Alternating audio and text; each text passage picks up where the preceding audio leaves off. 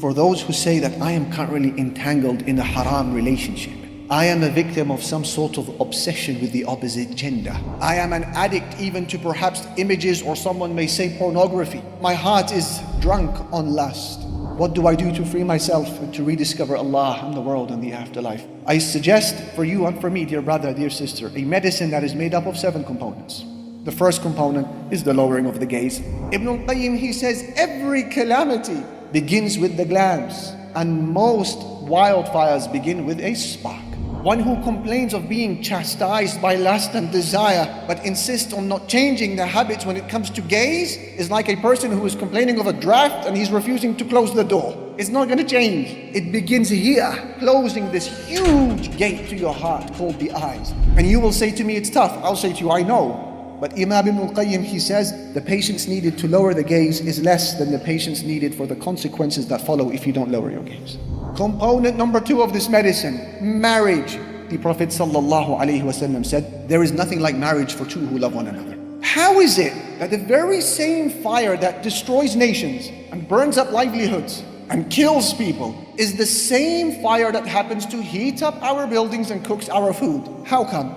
Well, because the first fire that destroys people was an untamed fire, unrestricted fire, uncontrolled, unchanneled, unguided, and so it killed and destroyed. Whereas the second fire that we benefit from, it comes to us through channels, pipes, cylinders. It's guided, it's limited, and so we grow and we eat, and we are warm and we are happy. The same can be said about relationships and sex. If it breaks free from the confines of Sharia, and it is outside of the parameters of a halal Islamic marriage, it burns, it injures, it causes regret, and it causes a scorching heat in this world and in the hereafter. Whereas when it is channeled through an Islamic marriage, it causes growth, it causes happiness, it brings about a joy. I swear by Allah, that is perhaps only second place to the joy of knowing Allah Jalla Jalaluhu.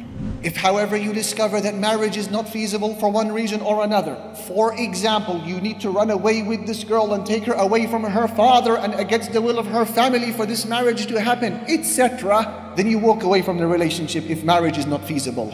Don't give farewells. Don't give her an Islamic sermon how this is for the sake of Allah. Don't do any of that. Change your number, delete the number, block the number, change the phone if you need to, change your scenario, lock the door, throw away the key. And with time you will recover, I promise. With time you will rediscover yourself and rediscover Allah and rediscover the home of the hereafter and rediscover the bigger picture of life. Because distance is dryness, as Ibn Taymiyyah said. And whenever you stop remembering something frequently, its effects on the heart will be released. Number 3, remember the deficiencies of the beloved. One poet, he says, if one was to recall the defects of the beloved, this person would no longer be besotted. Recall the defect. Like, get a grip. What is it, an angel? It's a human being. It's a man. It's a woman. Insan. Deficient. Relax. Why are you losing sleep? Why are you losing weight? Just in case you forgot, this person belches, burps, defecates, I'm sorry to say, urinates, vomits, menstruates. This person has bodily hair in all sorts of interesting places. This person has a horrible body odor if it's not controlled through baths and showering and perfumes. This person has all sorts of disgusting habits that have been carefully curated and edited and photoshopped and obscured during the courting phase through the masks of obsession. No, there's more to it. Relax, remember the deficiencies of the beloved. And that's why Ibn Taymiyyah, he said, passion, he said, obsession by definition is the corruption of knowledge and perception and imagination. It's not true. Number 4, remember the perfection of what awaits in Jannah. That will help us overcome it. And that is why the Prophet ﷺ describes both the men and women in Jannah. The Prophet ﷺ describes, first of all, the men of Jannah. He said, men in Jannah are given the strength of 100 men with respect to eating, drinking, desire, and marital relations. They are jurda, free of all bodily hair. Murda, no more beards. His eyes are anointed with kuhul, filled with vitality and strength and vibrancy and energy and excitement. These are the men of Jannah created in the form of our father Adam alayhi salatu wassalam. La ilaha illallah. As for the women of Jannah, the Prophet ﷺ said, if a woman from paradise was to overlook into the people of this world, the beauty of her face would illuminate everything between the heavens and the earth, and she would fill it with her beautiful scent. That's a glance. And then he said the garment that she wears on her head for beauty is better than the world and everything within it. If that is the garment on her head, then what about the beauty and the splendor and perfection of the individual beneath it? Number 5 of this medicine, realize that Allah Jalla Jalaluhu will not leave you empty-handed when you make the decision to walk away. If you think that you're going to break this relationship and walk away and Allah will leave you scot-free with nothing to look out for and nothing to be excited for, you have thought bad thoughts about Allah Jalla Jalaluhu. No, the replacement, the alternative is already on its way. And that is why Abu Qatada and Abu Dahma, they said, we went to an Arab Bedouin man and we said to him, have you ever heard the Prophet sallallahu alaihi wasallam say anything? And he said, yes, I heard him say, whenever you leave something for the sake of Allah, Allah will replace it with something that is better. That is a promise of Allah, and you better believe it. Number 6, fill your life with life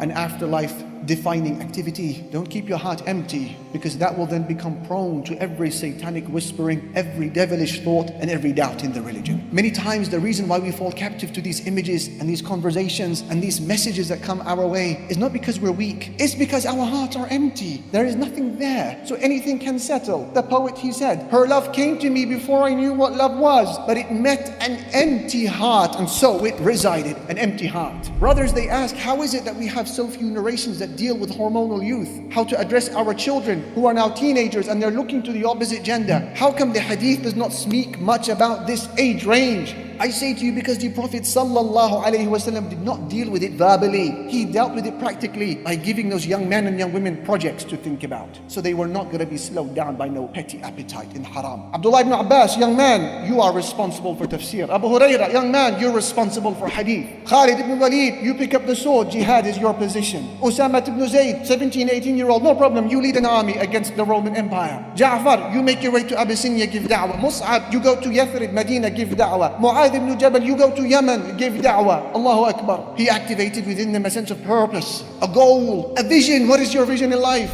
And that became such a powerful light that it obscured every other appetite and haram. They refused to be slowed down by the impermissible. Number 7, and I conclude with this, call upon Allah for help and cry your eyes out to Allah and ask Him, if you don't turn away from me these desires, Ya Allah, I will be weak. Make dua. And that is why Yusuf alayhi salam, what did he do? When they conspired against him, the women, he raised his hands and he said, وَإِلَّا تَصْرِفْ عَنِّي كَيْدَهُنْ أَصْبُ إِلَيْهِنَّ وَأَكُمْ مِنَ الْجَاهِلِينَ. My Lord, if you don't turn away from me their plotting, I will become weak and then I will be from the ignorant ones. What was the outcome? فَاسْتَجَابَ لَهُ رَبُّهُ. So his Lord responded to him, فَصَرَفَ عَنْهُ كَيْدَهُنْ. And he averted from him their plotting. إِنَّهُ هُوَ السَّمِيعُ الْعَلِيمُ. He is the hearing and he is the knowing. In conclusion, dear brothers and sisters, man by his nature, he has a tendency to look for happiness where it is easiest to search for it, not where it is actually found. And I say this because when all is said and done, the ultimate remedy for lust and haram impulses is to love Allah Jalla Jalaluhu. Find a way to love Him. Because becoming attached to people is pain and injury and a scorching heat and regret. And becoming attached to Allah is relief and a cure from pain and tranquility and inner expanse. And when you discover that Allah, whom you then love,